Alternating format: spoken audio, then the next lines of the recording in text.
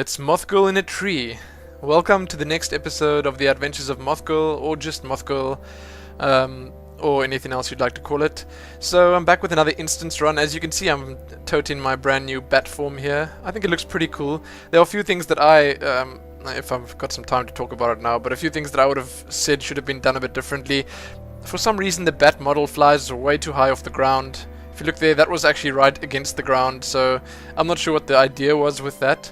But it looks a little bit weird, and it's sometimes a bit difficult interacting with quest mobs or items on the ground or anything like that, because you don't have a really good idea of where you actually are. But for those wise in the ways of WoW, you probably know exactly where I'm headed now. But I'll save that surprise for when we get there.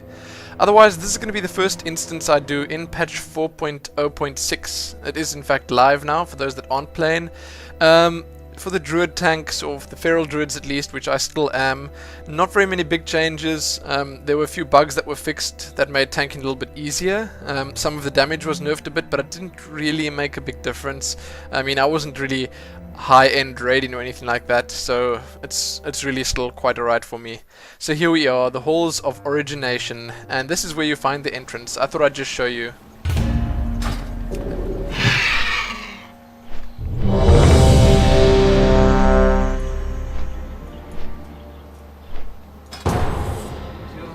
Yes, so there you go. A very quick look at how nice it is queuing as a tank. I'll sort of show off for that every time. It's just amazing. You can click and join any dungeon, any of those dungeons, and you get in there instantly. And wow, I mean, Thunderbluff's looking pretty good, especially with the whole shattering happening. Thunderbluff didn't really get affected very much, did it? But here we go. So this instance, I was actually happy with it, and I'll tell you in a little bit why. I enjoyed the experience. These first groups, pretty simple stuff. This is the first time I'm here, bear that in mind. This is actually the first time I ever do this. I had a bit of help. My girlfriend was whispering secrets over my shoulder, things to do. But this first group is pretty straightforward. That mob at the back, the big one that's standing on the stairs, you just have to leave it there because it's going to keep sort of channeling stuff. And then when it eventually finishes, it will charge in, and you can just pick that up. As a tank, not the most difficult of fights, but once again, it's the kind of fight where you just have to watch your health a little bit, because if you don't crowd control, which is actually the case in most of my runs thus far, there's not that much crowd control, then you just got to watch your health. I mean, it's easy to sort of save the healers a bit of trouble and just throw that bark skin up every now and then. I use bark skin and lifeblood. I'll tell you this all the time as well. Bark skin and lifeblood have such really low cooldowns that it's worth using them all the time. So the next pull here, I thought I'd be able to pull that one mob alone, but no such luck there. So you pull the one. I mean, they split up quite far. The two of them were walking all the way at the top, and I pulled the front one, and then they all come. So with these, the only thing is that I think it's the Shadow Lancer that does this Pact of Darkness, I think it's called. It was going right there now. And then you can just interrupt that, or just move out of the way, because it does this channeling AoE kind of thing around him, and it's quite simple. It's easy to get out of the way, and there's usually at least one or two interrupters in your group. Another thing that's quite cool is I see Mangle has a new animation on the heads-up display there. It looks really cool. Very evil looking, and whoa. I got a fright there when the priest used that life grip on me. First time I'd seen that as well. Yes, I just don't get around enough, do I? But as I said, the trash in this instance, the reason I liked it as much was because there wasn't very much trash. You know, if you compare the amount of bosses in this instance, I think it's like 6 or 7 bosses. I'm not sure about the exact number. I just lost count after like the 4th one. But there are a ton of bosses, and the amount of trash for those bosses is actually quite minimal. Not very much at all. And here is our first boss, Temple Guardian Anhur. Not a difficult fight.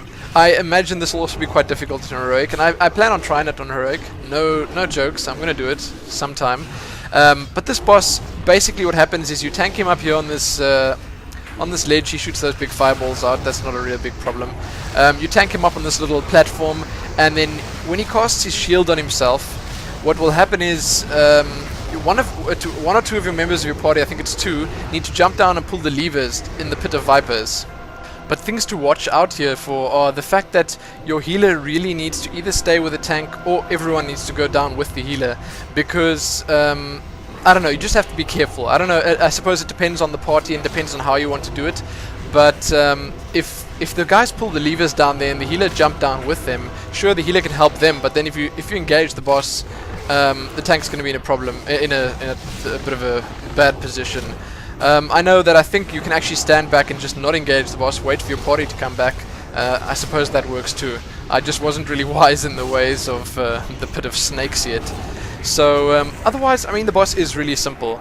The snakes just pop out of nowhere there, and I would like to at least once just try jump down and pull those levers, but looks like the DPS did a very good job in that one, almost instantly. And this time I actually do stand back. It does work, because that channeling of his is quite long. I mean, it lasts for quite some time.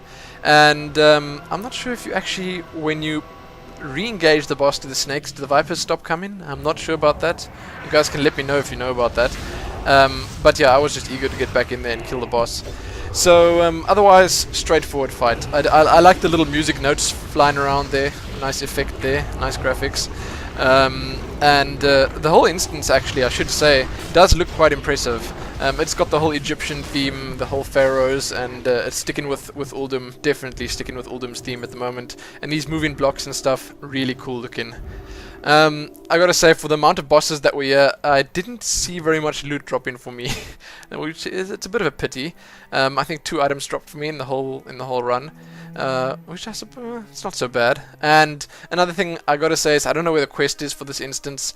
I will probably go ahead and just WoW hit it afterwards.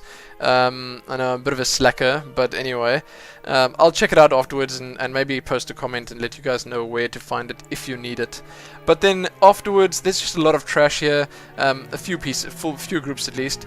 And I noticed that this instance, there's a lot of different routes you can take.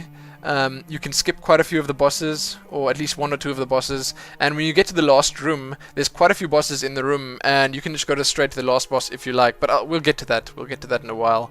But anyway, while the trash is going on here, it's more of the same. I don't really need to tell you much about that. And I was just going to say that, yeah, the Mothgirl has been lacking a bit. I know I've been a bit slow with it lately, and I do plan on rectifying that. I'm going to try to do a few more runs and get a few more videos out at least. I've just been very busy with the website and with a few other things, but I'll let you guys know about that soon enough. I do plan on informing every single one of my subscribers, or at least all the ones that want to be informed. So anyway, just stay tuned for something along those lines. I'm not going to reveal anything just yet. It's probably going to be really boring, but anyway. So in this little passage here, I thought, okay, whoa, nice, a long passage just to run down without any mobs, but then bam, these guys come out of the ground, and otherwise, I mean, they're just straightforward. It's 1 or 2 elites, and then a couple of normal mobs. Nothing special at all. And if you look at my hotkeys here, my bar, then you'll see I'm just spamming Mangle Maul, and then Thrash, and then like Mangle Maul, some Swipe, typical Druid. Another thing I wasn't sure about, does Thrash, does Swipe, any of those AoE skills, do they break crowd control? Good question. I should know this as a tank, I really should. But yeah, to me that's a good question, okay? So if anyone want to answer that for me, that'll be great too. Because I'm dreading the heroics. I'm going to be really in over my head if I have to try not to break crowd controls and then tank more than one and mob at the same time. Maybe 2 would be okay, because I can just throw a Fairy Fire on the one and then just start DPSing the other one. But then again, when you're doing heroics, the guys are going to have some really crazy DPS, because obviously that's where the high item level players are. And this area was really cool to me. I always like it when an instance goes outside. You get a good look at how the place looks. I mean, the design here was amazing. And there's some camels too. I mean, camels, add that to anything and you've got to win. So what can happen here is that apparently the casters can jump onto those camels. I think one of ours did in fact do that. And you can cast while moving, while on the camels. And it's just such a cool idea. I mean, it's something that Blizzard didn't really implement very much in the game, like mounted combat. I do expect that. I mean, there's just a little prediction, but I do expect that to make a, like, I can't say a return, but I do expect them to debut that sometime soon. Proper mounted combat.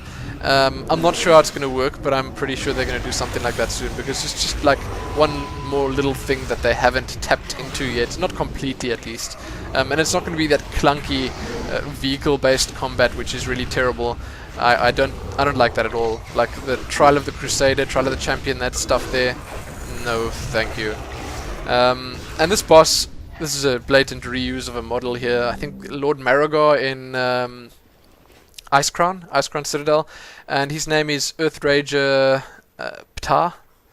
Yes, Earthrager Ptah, and he looks really cool. Okay, I mean seriously, that looks really heavy metal right there. Skulls that are burning, some Ghost Rider stuff going down. But anyway, this boss, I should actually be telling you about the boss, not talking about Ghost Rider.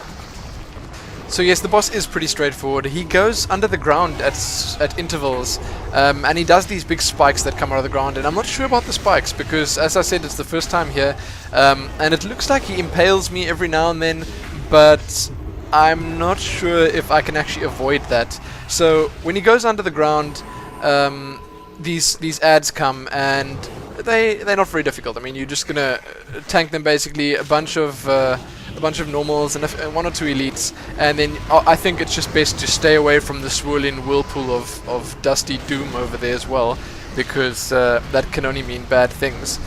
So the only thing that bothered me about this encounter was, like, so many of the encounters in Cataclysm thus far, I mean, I haven't done all of them yet, but still, a lot of them have this whole thing where the boss either disappears, or he puts a shield on himself, or he just moves out of the way and then sends a couple of ads at you, and I think that's such a... in my opinion at least, it's a bit of a lazy mechanic to install or to put in everywhere. I just think it's so boring. I mean, rather have more bosses throwing boulders at you, rather have more bosses where you have to stand out of the, like, in an energy field to stay alive. I mean, it's the more interesting mechanics are a lot more interesting. I mean, it's more fun doing it, it's more challenging, more engaging, and sure, they can't do stuff like that on every single boss, but Ptah is no more, yes. So a shield, brilliant. I mean, shields, seriously, shields. Apparently, you don't have to run this way that I'm going now. You can actually run the other way as well, and there's a teleporter that side, that side too. And I mean, I didn't really know, like the teleporter, it doesn't really tell you where it's going. So I got totally lost here. I just followed the other guys. So if you're in my position, the same as this kind of thing, just follow the other guys. It always works. And here's another one of those groups that we saw at the start. You just stand away from the Fire Shaper. You don't need to really tank him or anything, and sort of kill the rest. I actually started marking the mobs here. I just thought it'd make it a little bit easier if we can kill them, you know, in the right order. It'll just go a lot faster, because I realized that this is a pretty long instance. You might have realized that too, because if you look at the length of the video, then you're going to see that you're in for the long haul here. And that's obviously, you might as well realize that that I actually sped it up a little bit more than normal this time around, because, as I said, long instance, many bosses, a lot of stuff to cover, and I'm probably going to run out of stuff to say as well, because, geez, there's only so much you can say, because there are so many, like, repeats. But here's Bran Bronzebeard once again. Let's go. Just need to input the final entry sequence into the door mechanism, and... that did the trick. The control room should be right behind this. Oh, wow.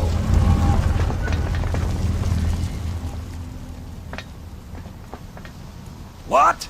This isn't the control room. There's another entire defense mechanism in place, and the blasted... Yeah, so I sort of fade the sound out now, because my party members were not going to wait for the RP stuff to go on, because I was actually, you know what, I'm the kind of guy who'll stand there and listen to every single word that Bran's Bronzebeard has to say, because I want to hear what Bran has to say. I mean, I want to hear what happened here, I want to hear what's happening here, and I want to hear how to fix it. So, anyway, it's a pity, yes.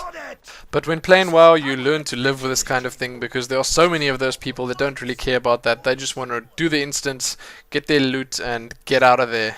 And I've been neglecting to talk about the actual instance again. Okay, so if you've been listening at all to what Bran was saying, then you'd realize that there are 4 bosses in this room. So, well, mini bosses actually, 4 elementals, and there's obviously one for each element here. And you got to kill them all. Every time you kill one, another one of these beams shoots up and sort of it starts activating the mechanism to open the door. And there are a lot of trogs here. These trogs respawn incredibly fast, so you just got to kill them, move along, kill them, move along. It doesn't really matter. They don't do much damage, they don't take much damage. Pretty simple, straightforward, just AoE this stuff down. Anyway, so the elementals themselves, each of them has one little trick that they do. Nothing really special. The one that we had back there, the Earth Warder, he throws a line of spikes at you. You just got to sort of avoid that. And this one does an AoE thing that you can just stand out of the way of. And I think most party members or most people here probably wouldn't do that. So yeah, I actually managed to stand out of the way, but it doesn't make a big difference. I don't think it does that much damage anyway. I suppose in Heroic it's a different story, but we are currently running normal. Anyway, so once again, a lot of trogs, and then you just head around the corner to the next one, and let me just see what this one is here. They are, like I said, quite simple. This one makes a little whirlwind that you got to run out of the way of, and then we'll head on over to the water one next. But as I said, I mean, there's actually not very much trash here. Like those, you can't really count those trogs as trash, because really, I mean, those things die so fast, and these things, these bosses, incredibly quick as well. I did speed this up because there wasn't really any loot that drops here. There wasn't really any special things that you need to know. That's pretty simple. Like, look, I haven't demonstrated yet. I ran straight into the whirlwind to test it out because it looked so cool, and it's straightforward. I keep saying that. Why do I keep saying that? So there's some nice moving floor here. Looks really cool. And that skill from the mage is also really cool. I really I mean, I'd love to use that skill in PvP or something. I don't know how effective it actually is, but PvP, yes. I need to do another PvP video. I'm going to start, maybe next episode will just be some PvP. There are 2 new battlegrounds that I want to test out more extensively. I only played them quite a few times in the beta. I didn't really play very much on live, but I'm going to test that out soon. Get some PvP done. And here you can see, I mean, this is not, I don't really need to explain this to you. Stay out of the bubbling water, and that's pretty much all you need to do. And here's a water bubble on me. I'm not sure how that happens. I don't know if that happens if you actually stand in the water. Maybe I was actually standing on one of those. Maybe the boss just casts it. I think he just cast it. My girlfriend's giving me a look about that, so it must be. Anyway, so there you go. We've activated, killed all the bosses, and the door's about to open, and the next boss is about to come out here. Yeah, he's gonna have something to say right now, so let's hear what it is.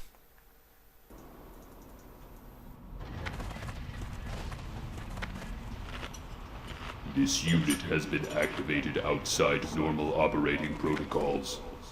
Downloading new operational parameters. Download complete. Full unit self-defense routines are now active. Destruction of foreign units in the system shall now commence. Yep, there you go.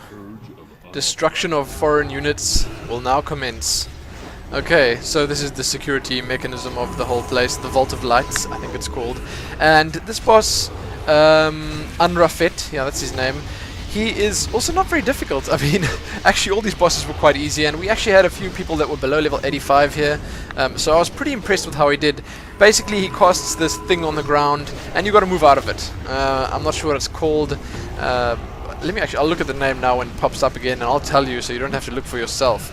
But he casts that on the ground, and you just got to move out of it, and then when he gets closer to dying, I think probably about 30%, then he does this Omega stance thing, and he just goes totally crazy. He goes ape, and he starts shooting the whole floor with this blue stuff. You can't move out of the way, you can't do anything about that, you just got to tank the damage and kill him as fast as you can. So, I was actually looking for the debuff that it put on you or something, but I didn't see anything. Otherwise, easy boss, okay? So it's called alpha beams. There you go. That's what that's what the beams are called. There you go. And some more plate. You don't have to hear me whine about that anymore. So Brand Bronzebeard does have something to say here, and one of my party members, lucky enough, did decide to leave now. And yes, I'll say lucky because I got to stand around and listen to him for a little bit before using this teleporter. This is a one at a time teleporter. I was last in line. But yes, one of my guys, it was about raid time actually, so I'm assuming that he sort of thought he was going to be able to do the instance finish before his raid started. Don't you just love it when they do that? I mean, I really do, seriously. Although, I mean, geez, when it's a DPS that leaves, it's not that big a deal. So here I was actually a bit lost. I had no idea where to go. I saw that guy jumping down. I was about to jump down myself, but then, aha, an elevator appears. Okay, so then again, I'm waiting for the elevator to come up here, deciding if I want to kick my party member. Not sure. And I didn't realize I had to actually press the button and decide where we wanted to go. So that's typical Swen moves for you there. Anyway, so my overall impressions of the instance, I can talk about that now, because we actually have some time to kill before we get to the next group. I think the instance is pretty fun, and I said like in a heroic maybe it'll probably be even more fun because of the fact that, say, for instance, this last room that we're in now, there's just 4 sides, and each side has 2 groups of trash, or actually there's one that has 1 group, but anyway, a little bit of trash and a boss. It's really quick, it's really easy, it's not a big waste of time, and you get a lot of bosses out of it for a minimal amount of trash, as I said at the start. So to me, those are the main things I look at when I do instance. How much trash is there compared to how many bosses, and then you just look at how interesting the encounters are, how cool it looks, all those things together. I gotta say this one ranks pretty highly, a little bit more fun than some of the other instances out there. And it's again one of those that I sort of dread to do on heroic, because how long would this take on heroic? Are you going to spend 2.5 hours in here? And that's not even counting the wipes in. I don't know. I want to try it though. I want to see. I'll just have to like sort of cancel my schedule for the rest of the day and do Halls of Origination. But anyway, so these groups here, I actually assumed you just had to kite them away from the portals so that they don't get bigger and bigger and bigger and then do a lot more damage to you, because that one that I pulled away there sort of ended up being a lot smaller, but then this one I tanked right at the portal and he kept growing. So I think that makes a bit of sense to me. Just move them away from the portals and it seems like you'll be golden.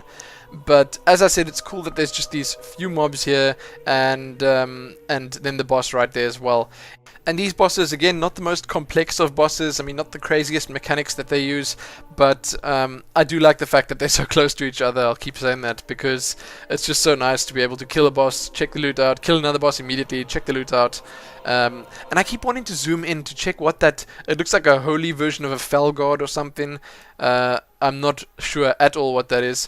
And here's a little bonus for you guys. You can actually check how I take the screenshot of the loading screen or the little intro screen for this episode. And bam, there it is.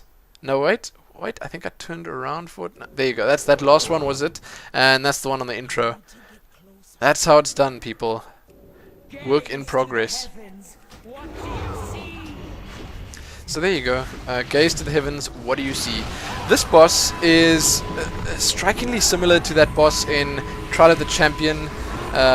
And she does this supernova thing, then you just gotta turn away. Just turn away, avert your gaze, don't look at her at all, else she will disorientate you or stun you or something.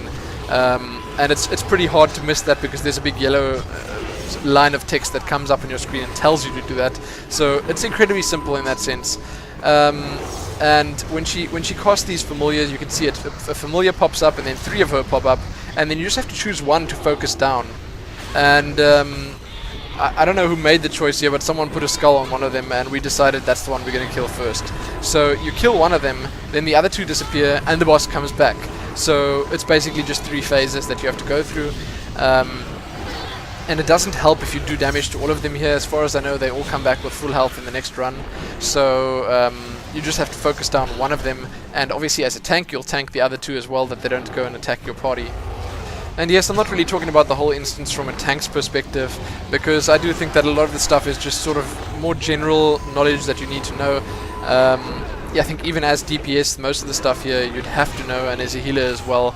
I see our one DPS keeps getting hit by that as well, that supernova. He didn't even try to get out of the way, and he's running around like a fool down there. Seriously, guy. Another thing I wanted to do was I wanted to get a DPS recount or something, a damage meter, because someone actually commented a while ago and said that'll give me a lot more to whine about and rage about, and he's actually absolutely right. I'd like to know how little damage these guys are doing. So there you go, the Astral Rain and Veil of the Sky, or Veil of Sky, are the only 2 left. As I said, I don't think it matters which one you take down first. I noticed that the one has a big shield on it that takes quite a while to kill, so I assume you'd probably want to go for the other 2 first. But yeah, it's pretty much the same as the previous phase. So, I mean, if anything, this boss was actually not so bad, because there's a few things that you gotta know, a few things that you gotta do, and she looks incredibly cool. She looks like an evil version of the maiden from Karazhan, and I gotta appreciate that. She looks nice texture work and stuff. So back to the damage meter thing. I'd like to know what these guys are doing. I'd like to know, if someone's slacking or anything like that.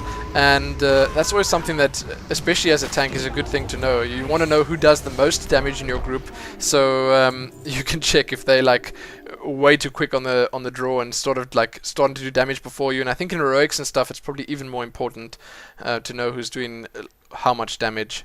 But anyway, some more items here. I actually wouldn't have minded taking this one, just because it would have been nice for off-spec.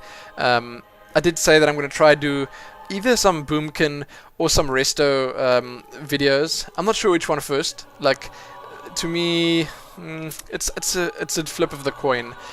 Boomkin to me looks a little bit boring in the sense that it's very straightforward, the skills and stuff that you use. I know there's a lot more that was thrown in there now. You've got Starfall, you've got that Typhoon thing. You've got I don't even know if anyone uses those wild mushrooms. That skill looks so cool, but I just don't see it being used. I don't know at all. Like, I just don't know.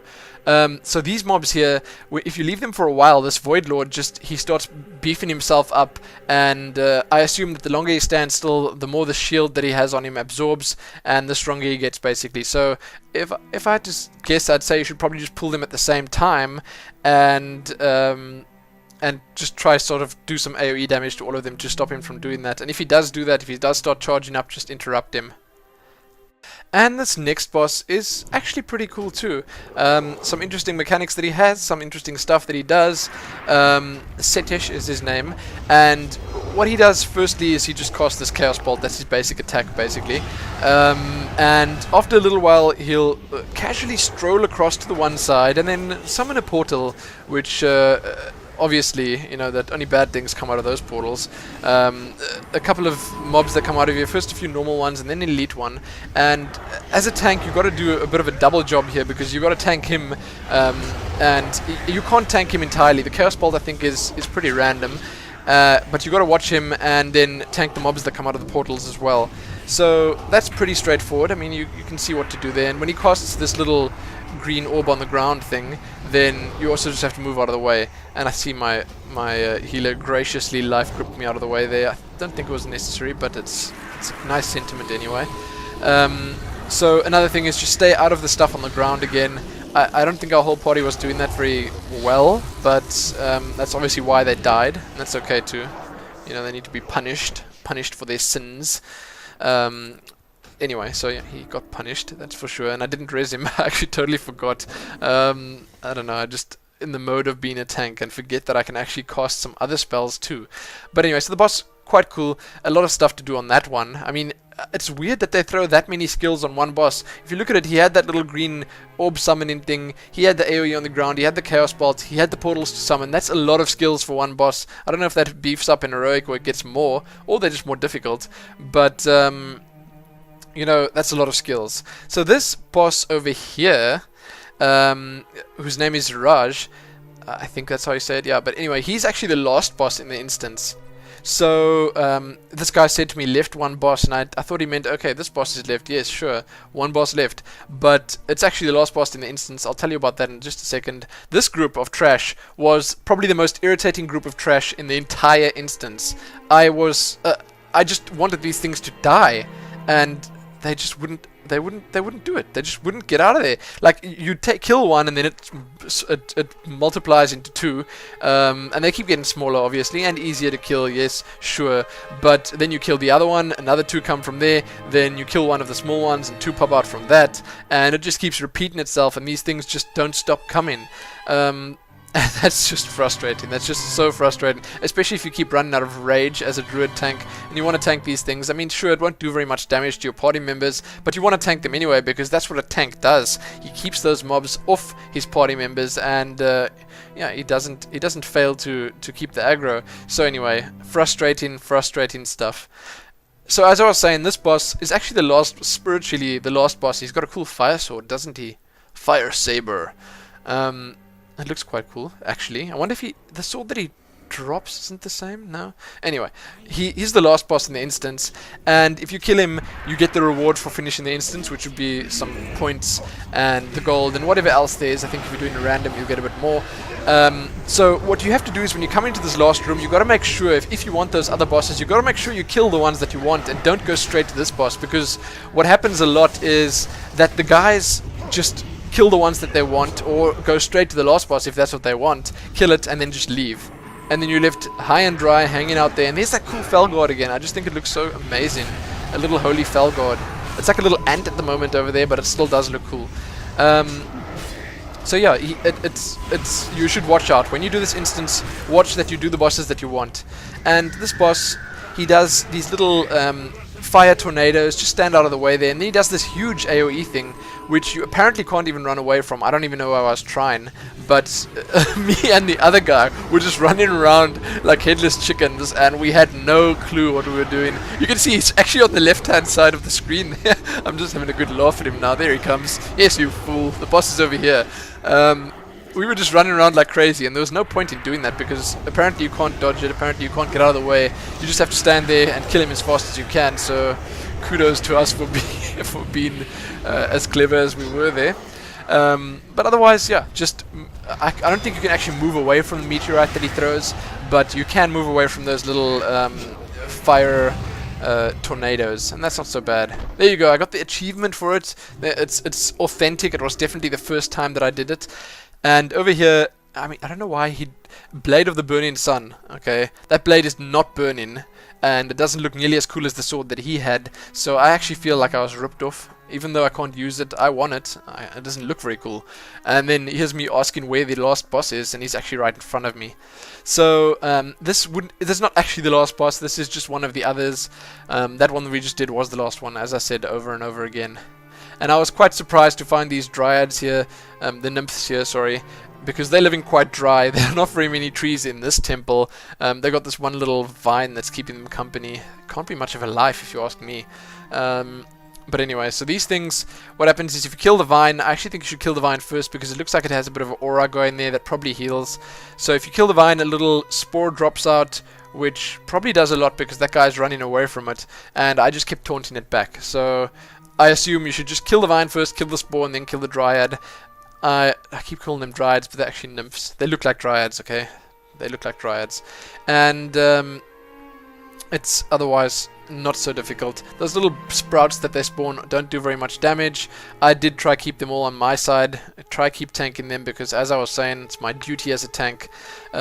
And I don't know if you spotted it, but a couple of times in the instance I accidentally went into cat form because I'm still sort of not totally used to my hotkeys. I know I should be by now, but I change form sometimes accidentally. And that's not a good thing. I was hoping you guys didn't see those. But it happens every now and then, you know? Okay, back to the boss. And this is Ammunae. I love these Egyptian names. They are just so pimpin'. And these guys are so pimpin' too. Look at the bling on him. He's got a really cool skirt on and so much gold with that ram's head helmet, or maybe that's his face. I am not even actually really sure. But this boss, what you're actually supposed to do here is kill those sprouts. The DPS are supposed to do that, not the tank. I'm the tank, and I'm actually busy doing it here. So the DPS was slacking a little bit.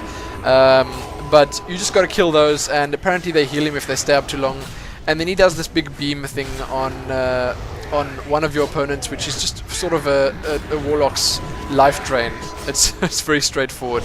And then after a little while, he just summons another ad there, and it's really quite easy. Just tank the ad and stay away from those little orbs. Well, not stay away, but kill them as fast as you can because they heal him. Your DPS should be doing that. The tank should probably not be doing that. And I don't think AoE actually hits them, so you have to single target them and try kill them separately. So I don't want to take my attention away from the boss. The DPS should be doing that. So this is now the last boss that I'm doing in the instance. After this, you're actually done. I did it in the wrong order. I apologize for that. But as I said, I don't think it makes a huge difference at all. And once again, some gear that I'm not going to be using. I actually should have needed that again, as I said, for off-spec. Yeah, I'll keep telling you, I have to need on everything. I mean, I'm a druid. Druids have to need on everything. Cloth, leather, staves, daggers, all the rings, all the trinkets, everything. But anyway, that's it. That's Halls of Origination, and I'm just about to teleport out there and jump back into Thunderbluff. I mean, I can't get over how cool Thunderbluff is looking, and it's nice that you can see it from the sky now. But that's going to be it for me for today. I'm going to try do some more instances, some more PvP. I don't know, something more. Mothgirl will not be neglected, and she's going to give you a nice little wave once again. I know you guys love that so much. Such a handsome troll. goodbye. Anyway, so check back here soon for more. I'm not sure what I'm going to do next. I know that there's one instance left that I have to do, and it's supposed to be the most difficult one. That's Grimbatol. I will try that soon enough, and then after that start moving on to the heroics and the more difficult stuff. Maybe even do Barrett and Hold or some of those things. But that's it. Thanks for watching, and I hope you guys enjoyed it.